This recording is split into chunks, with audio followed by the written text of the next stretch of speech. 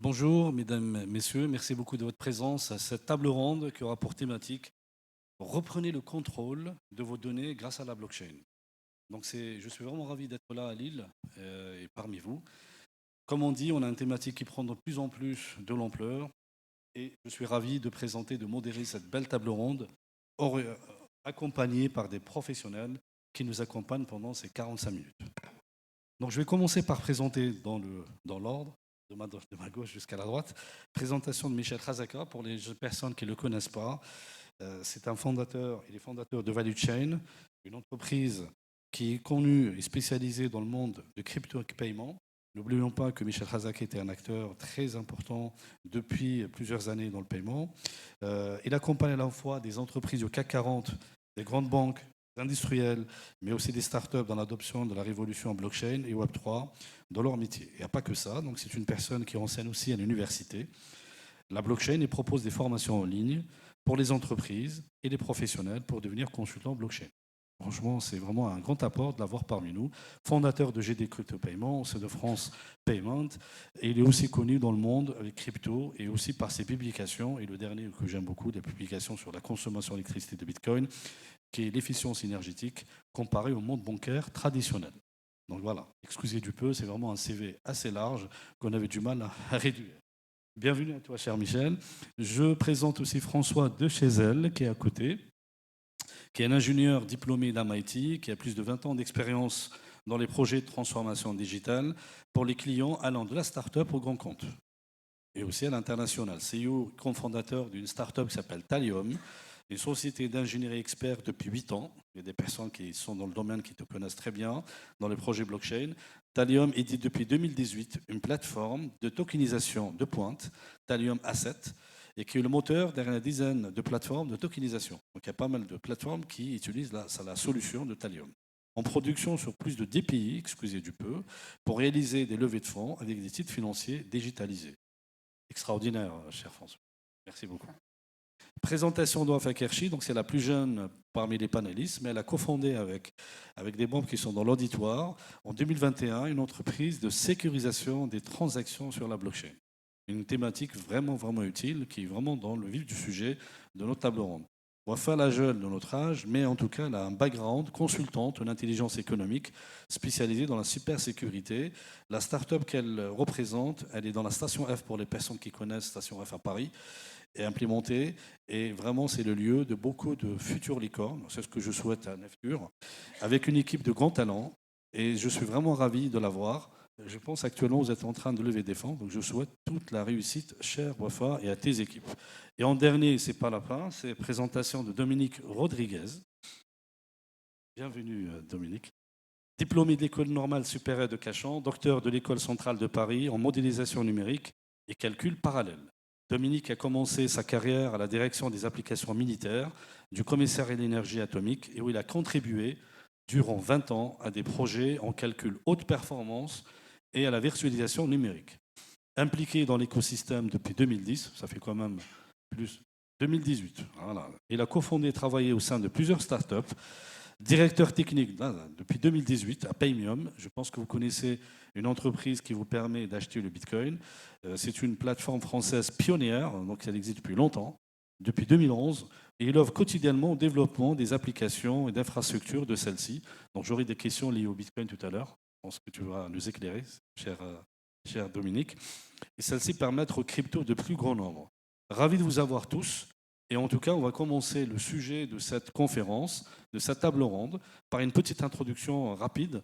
Donc, vous savez très bien que la blockchain est une technologie de stockage et de transmission d'informations décentralisées, transparente, sécurisée et sans intermédiaire. C'est quand même quelque chose d'assez extraordinaire. Elle permet de garantir l'intégrité des données en les enregistrant de manière immuable et vérifiable. Lorsqu'on utilise la blockchain, il est possible de reprendre le contrôle. Et d'ailleurs, la thématique de cette table ronde, c'est d'avoir avec les panélistes comment on peut le faire. Les détracteurs disent qu'il y a des problèmes de confidentialité, des coûts élevés, risques de sécurité et complexité technique. Mais moi, je pense qu'elle a beaucoup plus d'avantages que cela. Je me tourne vers toi, cher Michel, en te posant, vu que tu es un acteur expert de l'écosystème, tu as vu naître plein de révolutions, plein de hype, pas seulement dans le paiement, J'ai deux petites questions à te poser. Qu'apporte la blockchain à la valorisation et à la sécurisation des données dans la révolution digitale en cours? Et aussi la deuxième, qui est vraiment d'actualité, est-ce que c'est vraiment la plus grande révolution lorsqu'on la compare à la révolution d'intelligence artificielle avec ChatGPT, par exemple? Oui. Merci Mehdi pour déjà l'introduction et ces deux belles questions. Surtout avec ChatGPT, en fait, c'est amusant de faire une comparaison. Alors, pas anecdotique, c'est vraiment fondamental.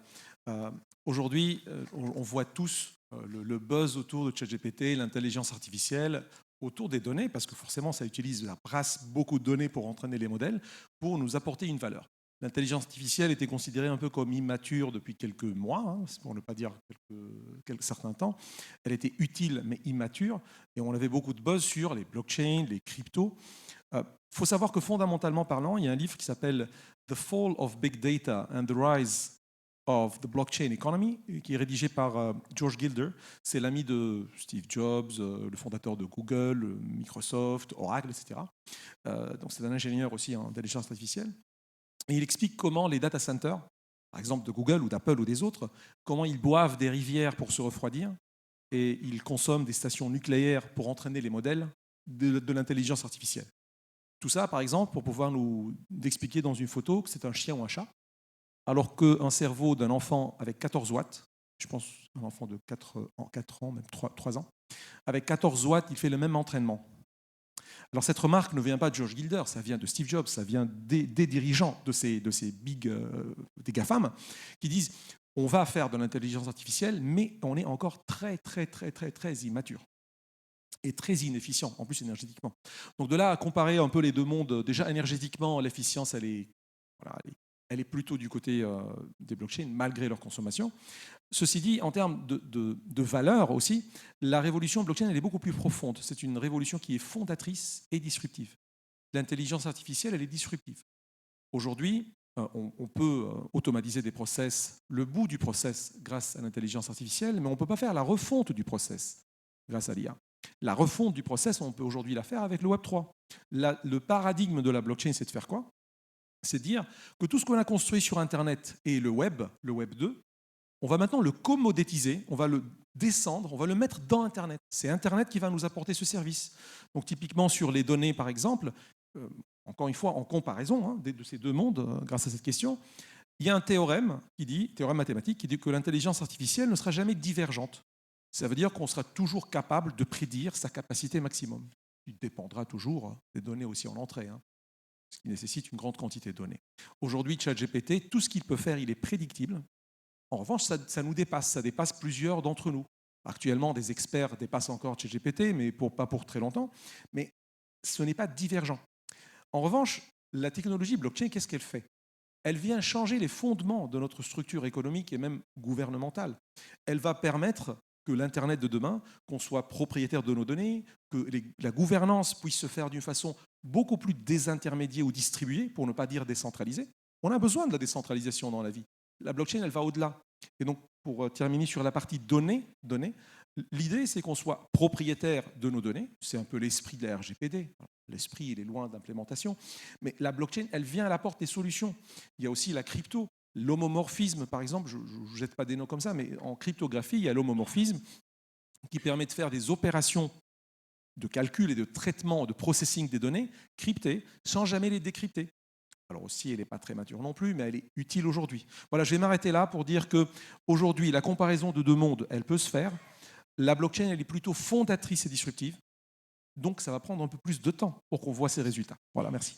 Merci Michel pour cette première question. En tout cas, je suis ravi de faire cet éclairage. Je vais me tourner vers toi, cher François. Vu ton expérience et ton recul, auquel tu as permis d'avoir avec ta structure Thallium sur les projets blockchain, surtout pour la tokenisation auquel Thallium est connu, ma question se compose en deux. Comment la blockchain, cher François, permet-elle de contrôler, c'est presque la même question, mais j'aurais envie d'avoir ton prisme de réponse, de contrôler et accède à une donnée et peut effectuer le traitement dessus? Et juste à côté, comment elle peut bénéficier aux particuliers et aux entreprises? Bonjour et merci Mehdi pour l'invitation, ravi d'être ici et merci pour la question.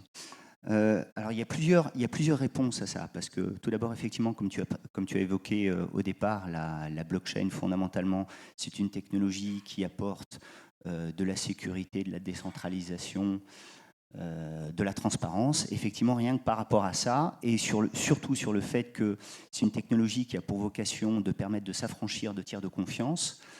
Les tiers de confiance sont presque par définition des single point of failures, et à partir du moment où on les remplace par de la technologie, potentiellement, toujours y avoir des aléas, mais potentiellement, on va pouvoir résoudre la problématique du single point of failure, être un petit peu plus en contrôle de la donnée et sur ce qu'on en fait.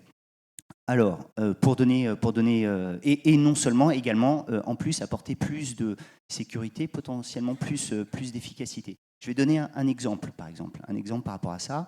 Si on prend dans le secteur du bâtiment, typiquement, les bâtiments doivent s'engager sur des contrats de performance énergétique et donc ils doivent tenir des engagements de température à l'intérieur, etc. OK. Et ce sont potentiellement des contrats qui ont des pénalités financières si jamais les engagements ne sont pas tenus.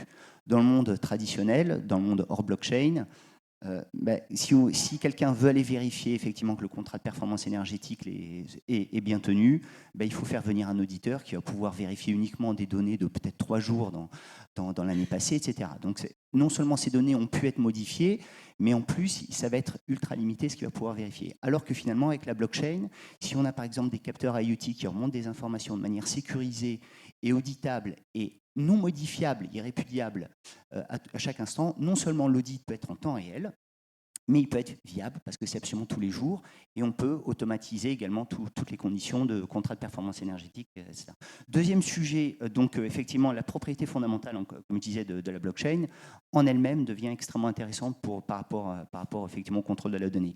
Deuxième sujet particulier, mais sur lequel nous, de notre côté, on est absolument convaincus que ça va devenir énorme, c'est la gestion de l'identité souveraine.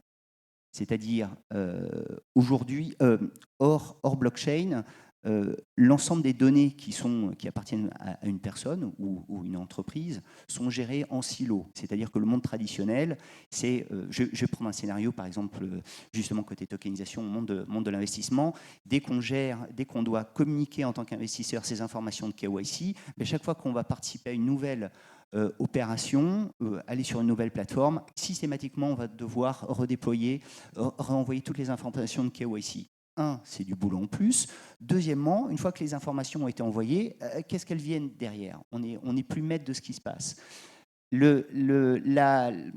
L'identité décentralisée, en fait, c'est comme ça que ça s'appelle, DID, il y a d'autres manières de faire, mais il y a diverses technologies, qui permettent de cette fois-ci, en utilisant la blockchain, de donner le pouvoir, le contrôle sur les données à la personne qui, cette fois-ci, elle-même, les données ne sont pas stockées sur la blockchain va permettre de pouvoir garantir que je suis la personne qui a le droit d'utiliser cette donnée et de donner un droit d'accès à telle donnée.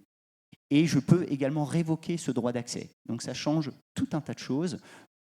Dans la médecine, par exemple, si je veux partager mes données médicales à un médecin et puis après que ce soit arrêté, etc.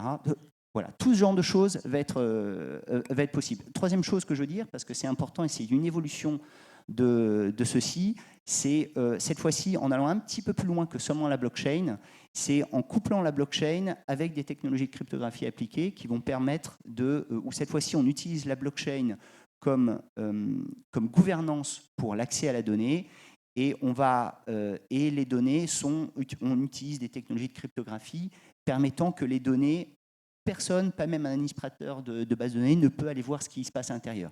Quel est l'intérêt de la chose ? C'est cette fois-ci pouvoir utiliser la blockchain pour dire, voilà, je donne l'autorisation à un tel d'accéder à l'information, ou encore mieux, je vais par smart contract contrôler quel traitement a le droit d'être fait sur la donnée et uniquement ce traitement de données. Je donne un exemple concret, je terminerai par ça. Je suis un particulier, j'ai avec c'est Linky que ça s'appelle, où j'ai toutes mes courbes de charge qui sont transférées. OK. les courbes de charge, c'est ultra significatif et c'est plein d'informations personnelles en fait, sur les personnes. En utilisant de l'intelligence artificielle, on peut déduire un paquet de choses. Et en fait, ça touche vraiment à d'énormes problématiques RGPD et de gestion de la confidentialité, etc.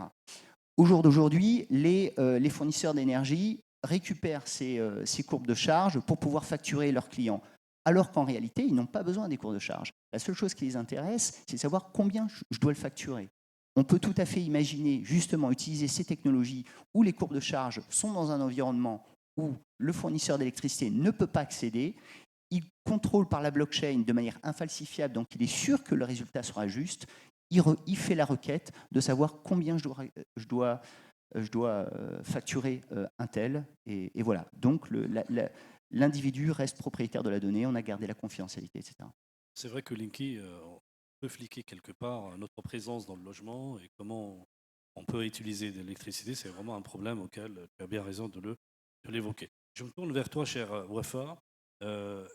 Cette entreprise auquel tu es en train de participer, d'Eclore, mais en tout cas j'aime beaucoup la proposition de valeur, ça permet de donner la sécurité des données. Ce qui est vraiment pour moi une très bonne nouvelle pour l'écosystème. La question pour toi, cher Wafa, à quel point nos données sur la blockchain, parce que comme François vient de le dire, la blockchain elle est importante, il faut imbriquer dessus.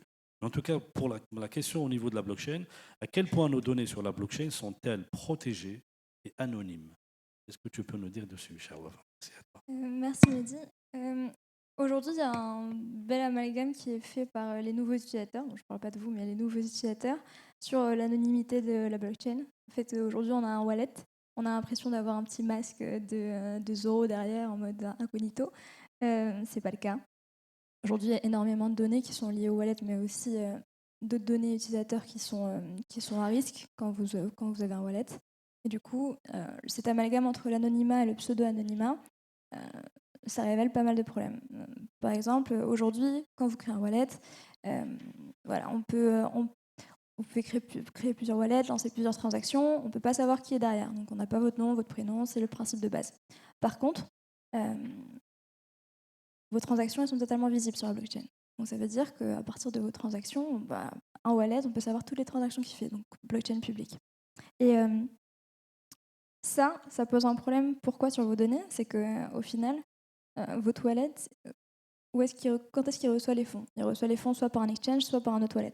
Et un exchange, ça peut être commandité par des autorités pour forcer la révélation de votre identité, l'identité qui est liée à votre wallet. Donc le KYC, aujourd'hui, si vous utilisez un exchange, vous faites des transferts d'exchange, au final, on peut savoir qui est derrière le wallet. Donc, c'est pour ça qu'aujourd'hui, la blockchain, la blockchain publique, c'est pas anonyme, c'est pseudo-anonyme. Et surtout, la particularité, c'est qu'on a tous l'impression que quand on interagit avec les différentes applications sur la blockchain, donc des AAV, des protocoles, MetaMask, alors, le principe de base, on a l'impression qu'en utilisant MetaMask, il n'y a pas de souci, on ne peut pas lier mon compte MetaMask à mon identité réelle, mon identité physique. Aujourd'hui, potentiellement, c'est possible. Un exemple, c'est que si vous allez sur MetaMask, vous ouvrez la version, internet du coup de MetaMask, vraiment l'application, et que vous inspectez le MetaMask et que vous faites un refresh de la page, vous allez voir qu'il y a une balise Google Analytics qui apparaît. Donc ça c'est quelque chose que peu de gens savent. Et du coup, c'est sur MetaMask, donc Google Analytics, IP et d'autres informations. Donc, ça veut dire que voilà, MetaMask il chope ces infos. Il y a aussi pas mal de protocoles DeFi qui chopent ces infos. Donc même si on ne peut pas forcément revenir à votre identité, ou à Fakerchi ou autre, on peut avoir votre adresse IP. Et à partir de cette adresse IP et d'autres informations, on peut retrouver votre identité. Donc il y a quand même un manque de contrôle. Alors, il y a une impression de contrôle de nos données privées ou de notre anonymité sur la blockchain qui n'est pas forcément réelle aujourd'hui dans les applications, surtout avec les applications décentralisées au-dessus qui créent et qui génèrent des vulnérabilités sur votre vie privée. Après, la privacy, c'est un choix. On a le choix le principe, c'est d'avoir le choix de révéler les informations qu'on veut révéler, les informations qu'on ne veut pas, les garder. C'est pour ça qu'il Et du coup, ce choix, par exemple, moi j'ai un wallet qui a un ENS wafou.eth. Si vous regardez, vous pouvez lier à mon adresse mail, vous pouvez lier à mon Twitter. Ça, c'est mon choix. J'ai fait le choix de révéler, d'associer ça à mon identité. Aujourd'hui, j'ai fait le choix aussi d'autres wallets, de ne pas les révéler et de pas les révéler au public parce que j'ai pas envie qu'on lie à mon identité en tant que telle. Donc, il faut vraiment faire attention en tant qu'utilisateur. Moi, je parle vraiment d'un point de vue utilisateur. En- Attention à respecter, on va dire, à se rendre compte, on va dire, des enjeux qu'on a en termes de données pour nous. Et aussi pour les applications, j'imagine qu'au niveau régulation, il va y avoir pas mal de problématiques à ce sujet parce que si n'importe qui peut récolter des données sur les utilisateurs en l'état, ça peut poser énormément de problèmes au niveau régulatoire. Merci beaucoup. Enfin, donc c'est assez inquiétant. Donc quelque part, c'est pas parce qu'on a un wallet et qu'on n'a pas les phrases CID qu'on ne peut pas récupérer des informations, comme tu viens de l'évoquer, sur Google Analytics. C'est vraiment important d'avoir des règles d'usage. C'est pour ça que moi, je connais beaucoup de formateurs qui ne délivrent pas leur nom de famille, qui délivrent des pseudonymes pour la finance décentralisée. Depuis tout à l'heure, cher Dominique, on parle blockchain.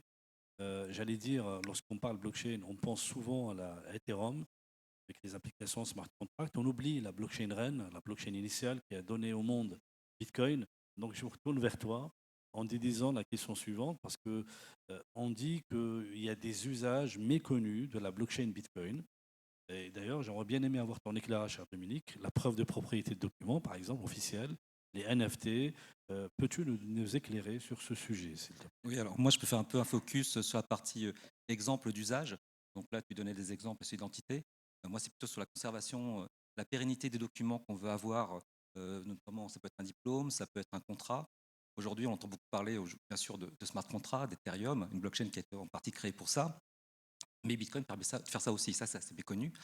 Je sais que Pierre Noisel, notre fondateur chez Premium, a créé il y a quelques années une possibilité d'enregistrer un diplôme dans la blockchain Bitcoin. Donc pour ça, on utilise la partie commentaire. Dans la partie blockchain, dans la partie blockchain Bitcoin, quand on fait une transaction, on peut enregistrer un commentaire et là, on peut mettre en fait une trace numérique qui correspond à la trace numérique de votre diplôme et c'est enregistré par l'école qui vous délivre le diplôme. Donc ça permet notamment de lutter contre les faux diplômes et vous aussi d'avoir une conservation quasiment à vie d'un diplôme que vous pouvez perdre dans votre domicile, vous pouvez avoir un dégât des eaux, n'importe quoi. Donc la blockchain permet, là, c'est donc plutôt sur la partie sécurité, pérennité et décentralisation, bien sûr, de ne plus dépendre d'un acteur central pour garder ces données quelque part. Et ça, c'est quelque chose qui permet aujourd'hui Bitcoin. Donc c'est pour ça. Alors chez Premium, on a toujours été très Bitcoin maximaliste, bien qu'on s'ouvre un petit peu plus maintenant à d'autres blockchains, mais on veut mettre en avant cette possibilité aussi grâce à ça. Et puis aussi récemment, avec les modifications sur le code source Bitcoin, on peut aujourd'hui notamment avoir la partie enregistrement de commentaires plus importante avec la modification Segwit et Taproot récente. Et on a vu justement un projet qui s'appelle Ordinals qui s'est engouffré dedans pour pouvoir aujourd'hui stocker des NFT dans la blockchain Bitcoin. Donc, on a beaucoup l'année dernière parlé de différents NFT sur différentes blockchains, sur Ethereum bien sûr, mais sur Solana et d'autres. Et donc ça a été la grosse hype d'il y a un an. Mais on peut faire la même chose aujourd'hui aussi sur Bitcoin. Et d'ailleurs, comme Bitcoin a ce track record, cette historique de sécurité, de stabilité, c'est du uptime 24/7, comme jamais vu dans n'importe quel système, n'importe quel data center. Donc ça donne une sécurité absolument extraordinaire, une pérennité. Et donc aujourd'hui, il y a tout un mouvement qui s'engage là-dedans. Alors après, bon, il y a les bitcoiners maximalistes disent mais non, il ne faut pas utiliser ça pour ça, parce qu'au départ, c'est comme la blockchain Bitcoin a été créée pour l'échange de valeurs, donc pour l'échange de transactions financières. Mais en fait, bon, c'est un débat qui est ouvert. Aujourd'hui, on peut regarder ça. C'est quand même intéressant d'avoir cette alternative donnée aujourd'hui sur la reine des cryptos, pouvoir aussi stocker des données de façon sécurisée en connaissant justement ce qu'apporte le Bitcoin là-dessus. C'est beaucoup, Dominique. En tout cas, c'est très intéressant parce qu'il y a beaucoup de personnes, lorsqu'ils pensent NFT, ils pensent forcément Ethereum et consorts. On ne pense jamais à la technologie blockchain initiale qui a donné naissance au Bitcoin. Là, je me tourne vers toi, cher Michel, à nouveau. J'ai envie d'être un petit peu dans le cas d'usage et dans le vif. Une fois qu'on a parlé un tout petit peu de la conscience, du problème, de l'identifier, de vos explications précieuses, comment on s'approprie cette révolution, surtout avec le mot magique du Web3, du numérique, et l'intégrer dans le processus et l'ADN de nos entreprises en France.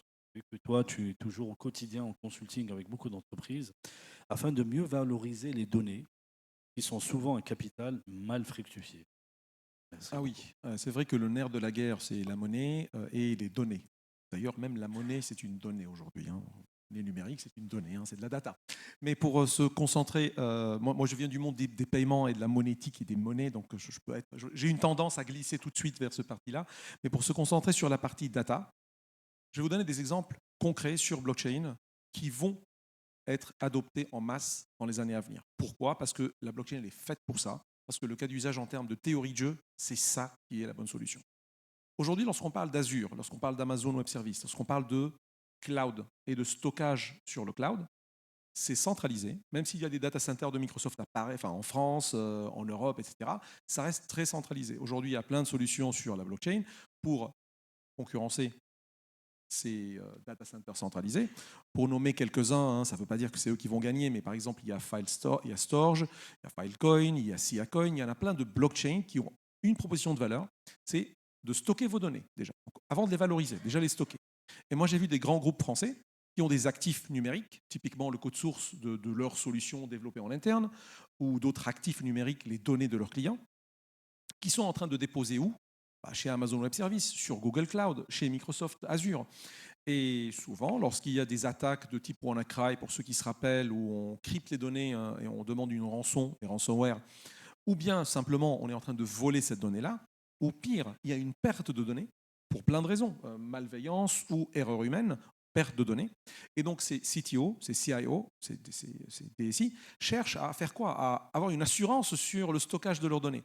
Une des solutions qui ont étudiées et qui a été validée au moins en interne par tous les départements, c'est de dire on va au moins avoir une archive sur une blockchain. Alors ça peut paraître paradoxal, Bitcoin n'est pas fait pour être une base de données à 100%, je suis presque maximaliste, je ne veux pas le dire, mais en revanche, la blockchain, il y a d'autres cas d'usage, d'autres blockchains sont faits pour être des bases de données distribuées. Vos fichiers sont cryptés chez vous, sont être shreddés, enfin, vont être découpés en tout petits morceaux.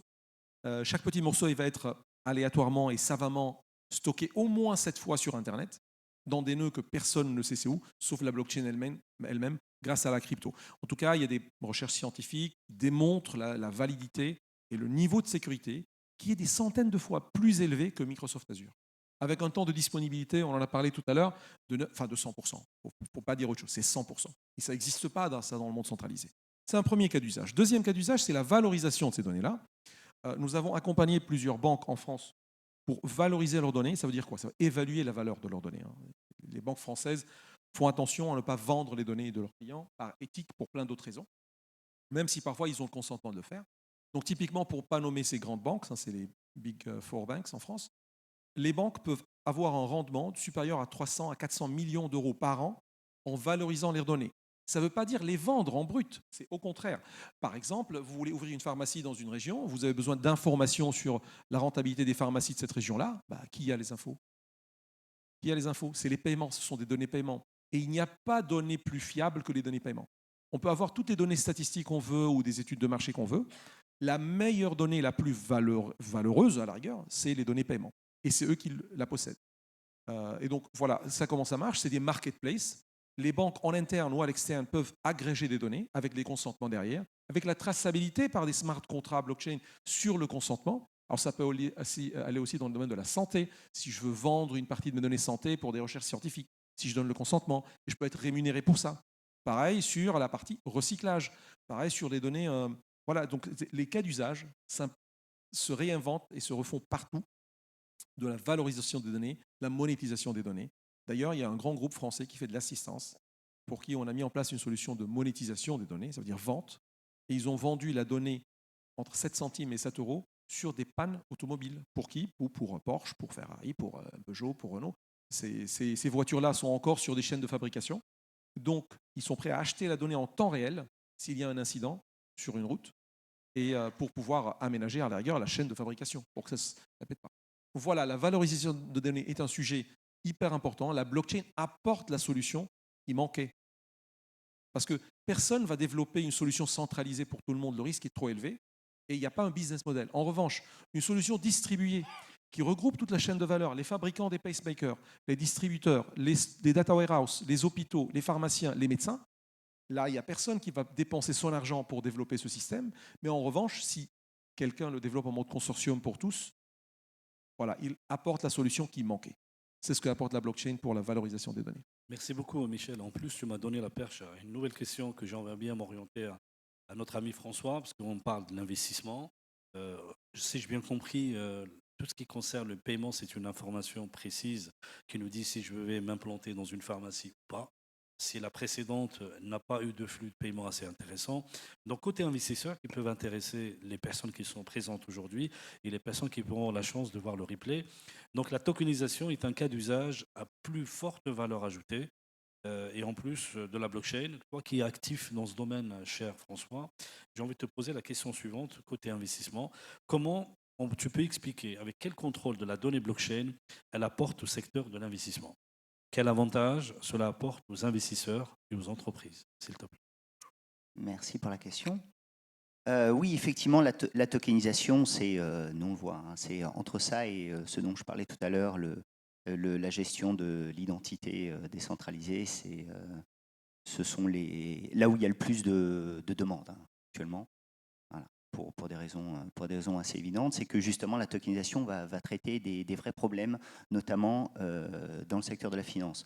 Donc concrètement, dans le secteur de l'investissement, il y a d'un côté des structures qui veulent lever des fonds, et de l'autre côté, il y a des investisseurs. Et entre les deux, il y a parfois des intermédiaires qui mettent les deux en relation. La problématique pour la structure qui veut lever des fonds, c'est elle veut trouver le plus facilement possible des investisseurs. Par rapport aux histoires de données, elle a la problématique, par exemple, si elle a une table de capitalisation avec un certain nombre d'investisseurs tous les ans, elle va devoir se palucher pendant 2-3 semaines le fait de reconstituer sa table de capitalisation pour savoir qui possède quoi de son entreprise, et derrière pouvoir calculer les dividendes, redistribuer, etc. Tout ça, ça coûte beaucoup d'argent, ça fait intervenir des gens. Voilà. Donc, qui dit argent dit s'il y a possibilité d'optimiser, de toute manière, il y a des gains pour l'entreprise absolument évidents. De son côté, de leur côté, les investisseurs, eux, qu'est-ce qui les intéresse? Ce qui les intéresse, c'est avoir la possibilité d'accéder plus facilement à des possibilités d'investissement qui leur correspondent. Et surtout, point absolument majeur, c'est pouvoir réduire leur risque à l'investissement. C'est-à-dire que eux, les investisseurs et le monde de l'investissement n'a pas attendu que la blockchain existe pour fonctionner. Ils font un certain nombre de choses, sinon que typiquement, l'investisseur, quand il rentre si par exemple il va sur une plateforme de crowdfunding il y a une opération qui l'intéresse, très bien, potentiellement il va investir, mais il va être prévenu qu'il va être bloqué pendant 8-10 ans avec les titres qu'il va avoir achetés. Ça veut dire quoi? Ça veut dire que pendant 8-10 ans, si jamais il a besoin de liquidité parce qu'il a un accident de la vie ou qu'il veut faire un autre investissement, soit il ne peut pas, tout simplement, liquider ses titres, soit ça va être extrêmement compliqué. Si on prend le scénario d'un fonds d'investissement, un fonds d'investissement, quand il y a un investisseur qui possède des parts de ce fonds et qui veut vendre à quelqu'un d'autre, même s'ils sont tapés dans la main, ils ont signé un letter of intent, etc., tout ce qu'on veut, le prix, ils sont entendus d'accord. Maintenant, la problématique, c'est mettre en œuvre la transaction. Mettre en œuvre la transaction va faire intervenir un cabinet d'avocats, va y en avoir pour 15 000 € de frais d'avocat pour une transaction, eh bien une seule transaction. Et ça va s'étaler sur des semaines, voire plus longtemps. Qu'est-ce que ça signifie? Ça signifie que les investisseurs ont été beaucoup moins enclins à investir plus parce qu'il y a plus de problématiques de liquidité, et ça a fermé la porte à tous les petits investisseurs. C'est là où il y a quelque chose de magique qui arrive avec la blockchain, c'est que la blockchain permet de représenter de manière digitale quelque chose où on règle la problématique du double spending. C'est-à-dire que si jamais je transfère cet actif que j'ai digitalisé à quelqu'un d'autre, ce transfert est effectif. C'est la raison, et la seule raison pour laquelle les régulateurs autour de la planète, et notamment l'AMF fin 2018, a regardé, s'est dit « Ah oui, effectivement, avec cette technologie, on peut effectivement transférer l'actif, et au moins la table de capitalisation qui est enregistrée, elle est fiable, on ne peut pas la modifier. » Vous avez le droit à partir de la digitaliser. À partir du moment où on peut digitaliser les actifs, on peut automatiser un maximum de processus. En automatisant un maximum de processus, on réduit les frais pour l'émetteur. On lui permet de considérablement simplifier les opérations de post-émission sur la table de capitalisation est connue en temps réel et les dividendes peuvent être automatiquement redistribués. Et surtout, la propriété fondamentale d'un token, c'est sa transférabilité. Donc, quand je possède un titre financier qui a été tokenisé, il y a s'ouvrent tout de suite des possibilités extraordinairement plus simples de marché secondaire. Donc, la problématique que j'abordais tout à l'heure fait qu'on va pouvoir transférer. Dernière, ça va être beaucoup plus simple, du coup, moins risqué pour l'investisseur. Deux choses que je rajoute, c'est que la tokenisation permet de plus facilement fractionnaliser les titres d'investissement en petits morceaux. Du coup, les investisseurs peuvent mettre des plus petits tickets d'investissement, donc plus facilement diversifier leur portefeuille. Et là aussi, c'est une histoire de réduction de risque. Dernière petite chose, et ça c'est le futur, c'est le fait de, pour le coup, quelque chose de neuf, c'est que la tokenisation, la représentation digitale d'un titre financier va ouvrir la porte vers ce que moi j'appelle du nantissement partiel. C'est-à-dire que quand je suis un particulier, si je possède un bien immobilier et que je veux un prêt, je vais mettre en hypothèque tout mon bien. Demain, et en fait c'est possible dès maintenant, je vais pouvoir hypothéquer sur les plateformes DeFi uniquement une petite partie qui était tokenisée pour obtenir un prêt et du coup pas du tout mettre en risque le reste de mon bien. Et voilà. Merci beaucoup François pour ces éclairages. C'est vrai que c'est assez technique, mais en tout cas, on a mis en lumière ces informations sur les données. J'ai bien compris avec l'intervention de Michel qu'il y a des informations que les banques se servent sans notre accord, que les informations même avec notre compteur d'électricité, des entreprises qui peuvent les exploiter. Tout à l'heure, Wafa, tu nous as expliqué qu'avoir un wallet, faire attention, il n'y a pas que les informations qu'on a gardées, on peut traduire certaines choses. Donc j'ai compris que les données, c'est un enjeu vraiment important pour les entreprises qui les utilisent et aussi pour les investisseurs qui aimeraient bien récupérer l'information. Moi, j'ai envie de me retourner vers toi, Wafa, en te disant, dans tout ça, quel est selon toi le futur de la data privacy sur la blockchain pour les end-users? Pour nous dire là-dessus, s'il te plaît. Ouais. En tout cas, je trouve ça super intéressant d'avoir votre point de vue sur l'utilisation de la data pour les institutionnels et les entreprises. C'est vrai que moi, j'ai plus, avec Nefu, on a plus un point de vue user final, parce que c'est à eux qu'on parle et c'est eux qu'on connaît. Aujourd'hui, un exemple bête avant de parler du futur. On a été commandité récemment pour faire de l'investigation d'un utilisateur Web3. On n'avait aucune information à part son wallet et on devait trouver son identité parce que alors, cet individu, il avait fait une action au détriment d'une marque. Et donc on est commandité pour trouver son identité. Et aujourd'hui, avec seulement des techniques d'OSINT, du coup d'open source intelligence pure, c'est-à-dire aller sur les réseaux sociaux, faire des recherches inversées d'images, faire des recherches avancées sur Google et sur tous les courants, etc. Avec de l'OSINT pur, on a réussi à trouver à partir de son wallet des photos de lui. On a réussi à trouver sa région de naissance, du coup on sait qu'il vient d'Australie. On a réussi à trouver le nom de sa femme, le nom de sa fille. Voilà, on a réussi à trouver énormément d'informations alors lui, ok, on a trouvé pas mal d'informations aussi sur Twitter parce qu'il aime beaucoup parler. Il a un peu pas de chance. On a pas mal analysé tout ce qu'il disait. On était tombé sur un post Twitter où il avait il a une manière d'écrire qui est intéressante, c'est-à-dire qu'à chaque fois, à la fin, en plein milieu d'une phrase, il met des tirets. On a trouvé, parce qu'il avait un NS, on a trouvé un pseudo qu'il avait utilisé sur son NS. On a retrouvé un forum, en tout cas d'une marque d'automobile hyper connue, où il parlait en 2013, il parlait de ce qui l'intéressait, des Ferrari, peu importe la marque d'automobile. Et on s'est rendu compte en comparant les deux qu'il avait la même manière de s'exprimer sur Twitter il y a 5 ans et aujourd'hui. Donc on a réussi, à partir d'un wallet, à retrouver son identité. Au final, en soi, ça ne pose pas un problème. Voilà, aujourd'hui, pour un utilisateur, c'est pas dramatique, à part s'il fait des activités qui sont réprimandables par les autorités ou par des marques qui lui sont opposables. C'est pas dramatique.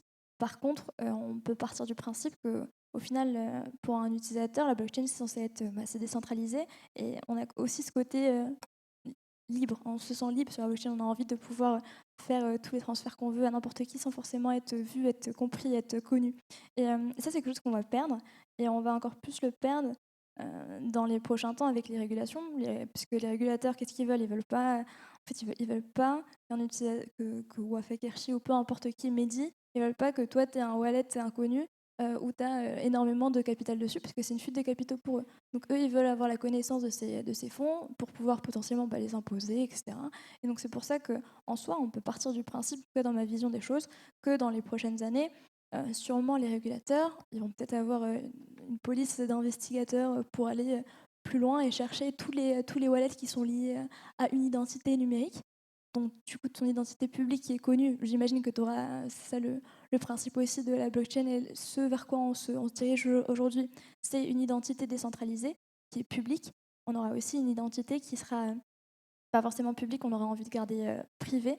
Ça, potentiellement, j'ai pas de réponse, hein, mais je pense pas que les régulateurs nous laisseront le faire, en tout cas de manière libre, d'avoir un wallet avec des fonds et avoir autant de fuites de capitaux aujourd'hui. Je pense que ce sera problématique dans les prochaines années. Donc voilà, moi j'ai plus de questions que de réponses. Je trouve ça. Je pense qu'avec les régulations qui vont arriver, on sera encore plus à même de répondre à cette question. On dit que pour avoir les bonnes réponses, il faut poser les bonnes questions. Donc, quelque part, ça ne me choque absolument pas. Et je te remercie pour ton intervention, cher Wafa. Je me retourne vers toi, cher Dominique. Bien entendu, il y avait déjà des interventions des panélistes avant toi, mais j'aurais envie de savoir toujours, pour un Bitcoin maximaliste comme toi, de savoir qu'on a compris que le stockage décentralisé est intéressant dans la blockchain. C'est une alternative libre, c'est important de le savoir, sécurisé, résilient. Quel est ton éclairage par rapport au stockage des fichiers PFS, storage, FetchBase, etc. S'il te plaît. Je rebondis un peu sur ce qu'a dit Michel tout à l'heure, hein, c'est qu'aujourd'hui, on a des solutions pour tout le monde. Donc, je rappelle que le Web3 List, c'est quand même, on a aujourd'hui un forum un peu pour adresser le grand public, hein, pour expliquer un peu les solutions qui sont proposées aujourd'hui par la blockchain pour pouvoir stocker des informations de façon, comme tu disais, indépendante, alternative. Donc, Michel rappelait qu'on peut stocker chez Google Drive, on peut chez Dropbox, chez Box.com. Ce sont des outils tous intéressants qui marchent bien depuis plusieurs années, mais on ne sait jamais. Un jour, ils peuvent disparaître. Ils peuvent aussi avoir une censure. On peut ne pas avoir de bon partenariat avec les États-Unis, on ne sait jamais. On a aussi une grosse dépendance par rapport aux États-Unis. Donc la blockchain aujourd'hui permet d'être complètement indépendant, d'être libre, de choisir où on stocke ces données et d'y avoir toujours accès. Si on prend l'exemple par exemple de Storj, donc Storj c'est une solution de stockage donc, qui n'est pas sa blockchain Bitcoin, c'est une blockchain à part entière. Donc c'est Storj avec un token qui s'appelle Storj. Et dessus, vous avez l'interface web, vous pouvez aller dessus et uploader vos fichiers. Vous protégez ça par une passphrase, donc eux n'ont pas accès à vos données, c'est chiffré par votre propre passphrase. Et en plus, dans cet écosystème, vous pouvez vous-même contribuer en tant que nœud. Vous pouvez créer un nœud et dessus, vous recevez aussi des récompenses lorsque vous donnez de la ressource informatique pour ce réseau décentralisé. Donc là-dessus, c'est du gagnant-gagnant, où vous avez aussi bien l'utilisation qui en plus est gratuite. Vous pouvez avoir des plans payants, mais je crois que ce qui est 20 à 50 gigas gratuitement dessus, c'est exactement. Donc, et le plan payant, effectivement, est d'un prix absolument incroyablement bas. Donc, contrairement par rapport même à S3 de Amazon, c'est encore moins cher, ce qui est déjà très, très peu cher. Et en plus, vous pouvez aussi être acteur, c'est-à-dire que vous pouvez avoir des récompenses, vous pouvez ne pas être juste exploité, je dirais, dans ce sens-là, mais être contributeur et être récompensé. Et ça, c'est aussi le paradigme du Web 3. C'est qu'on n'est plus uniquement dans le Web 1, on pouvait lire de l'information. Le Web 2, c'était les réseaux sociaux, on pouvait écrire de l'information. Et le Web 3, c'est vous pouvez exécuter quelque chose, vous êtes acteur, vous participez et vous êtes récompensé aussi par rapport à cet écosystème. Et donc moi, je ne peux qu'encourager à stocker l'information. Moi, je le fais personnellement. Donc, mon fichier de paye, mon bulletin de paye tous les mois, je le mets dans différents acteurs du Storj, du Filebase, pour conserver ça ad vitam aeternam jusqu'à ma retraite, pour ne pas avoir de soucis là-dessus, pour pas que ça dépende d'une seule personne, d'un seul établissement, ou juste de mes réserves personnelles, quoi. Merci beaucoup, Dominique. Tout à l'heure, j'ai mal prononcé Storj, j'ai été storage, c'est Storj. Donc, je précise. Voilà, exactement. Ça a plané une question sur la réglementation. J'aurais bien aimé un mot rapide, Sir Michel. Quel est selon toi, parce que tu assistes à beaucoup de commissions de paiement, tu assistes au consulting des entreprises, donc quelque part l'aspect réglementaire, c'est l'épée de Damoclès. En même temps, il est souhaité, en même temps, il est craint. Quel est selon toi l'impact de la réglementation sur une norme de sécurité, justement pour réussir le cas d'usage de la data de la blockchain publique, s'il te plaît? Sur la partie réglementation, je rappelle juste que Value Chain accompagne entre autres aussi des exchanges pour être conformes sur la lutte contre le blanchiment, financement du terrorisme, les contrôles internes qu'on fait, le KYT, le KYC, c'est Know Your Transaction, c'est connaître les transactions, c'est qui le bénéficiaire effectif d'une transaction. Le KYC, c'est connaître c'est vos clients. Donc il y a tout un socle réglementaire aujourd'hui qui vient s'imposer tous les acteurs de la crypto. En France, à cause ou grâce de l'AMF avec les visas PSAN, les visas SEO et maintenant les agréments qui vont devenir obligatoires, plus MiCA qui n'a que des agréments obligatoires. Donc voilà, il y a un poids assez élevé qui s'impose sur notre industrie. C'est un bien ou un mal, ce n'est plus le sujet, c'est la loi. Il s'impose. Et donc, il faut vraiment s'outiller. Alors, ça ferme la porte sur beaucoup de nouvelles startups, des nouveaux entrants. La réglementation est en train, quelque part, de leur mettre une barrière à l'entrée assez élevée, vraiment assez élevée. Parce que les gouverneurs des banques centraux, ils ont dit, même risque, même règle. En gros, vous faites la même chose que les banques, vous allez être soumis aux mêmes règles que les banques, même si vous n'êtes pas des banques. Là où il a raison, c'est que même risque, il faut faire des mêmes traitements du risque. Mais en revanche, il faut être proportionné en général dans l'implémentation de la règle. On ne va pas mettre une chaussure à taille unique pour tout le monde. Vous allez vous habiller comme des banques tous. Donc c'est là où aussi, je l'espère, les autorités, l'ABE, l'AMF, la CPR, j'espère qu'ils vont rester proportionnés dans l'implémentation de ces règles-là pour avoir une souveraineté en Europe de notre industrie. Il faut rappeler qu'aux États-Unis, ils ont laissé faire et ils ont géré le risque à côté. Ils ont dit réussissez d'abord, prouvez qu'il y a un marché, allez à la conquête du monde. Et après, on va gérer ensemble le risque. Alors qu'en Europe, on leur dit, d'abord, on va protéger un peu les industriels bancaires déjà régulés et on va vous mettre les mêmes chaussures ou les mêmes plombs pour courir et gagner les courses. Donc voilà, ça c'était une petite remarque. Après, les données aujourd'hui qui se trouvent sur le web, ça veut dire les données qu'on va mettre, par exemple, sur, moi je l'appelle Storj, c'est Storj aussi si vous voulez, SiaCoin, Filecoin et autres, c'est des données qui vous appartiennent. Ces données vous appartiennent dans un monde non régulé. Là, on ne parle pas de la monnaie. Là, on ne parle pas d'un exchange crypto. On n'est pas en train de faire du trade. Là, c'est un monde qui n'est pas encore régulé. Ce n'est pas MiCA qui va réguler ça. Ça veut dire quoi? Ça veut dire que je suis propriétaire de ma donnée. Elle se trouve sur Internet. Alors, elle se trouve où? Elle se trouve sur Internet. Personne ne sait où est-ce qu'elle se trouve. Personne. Même si vous êtes, on appelle ça des fermiers, farmers. En gros, vous avez un disque dur et vous louez, vous êtes un hôtel en fait des données. Vous louez un espace de stockage chez vous. Vous êtes rémunéré pour ça. Vous n'allez jamais pouvoir récupérer aucune de ces données. En fait, vous n'avez aucune donnée complète, de toute façon. Vous n'avez pas les clés pour le faire. Alors, ce qui ramène à d'autres risques. Vous ne savez pas ce que vous stockez. Donc, s'il y a une règle qui dit que c'est interdit de stocker des données pornographiques, vous ne pouvez pas savoir ce que vous stockez. Voilà. Ça, c'est l'autre côté de la médaille. Ceci dit, la solution, elle reste valable. Les données, heureusement, il y a des données plutôt industrielles, plutôt métiers, plutôt de valeur qu'on a besoin de garder à vie. Il y a aussi des places de marché. Ça veut dire quoi une place de marché? Ça veut dire simplement, moi, je veux mettre une donnée et je veux la monétiser. Je veux la vendre. Et je vais être rémunéré sur l'usage de cette donnée.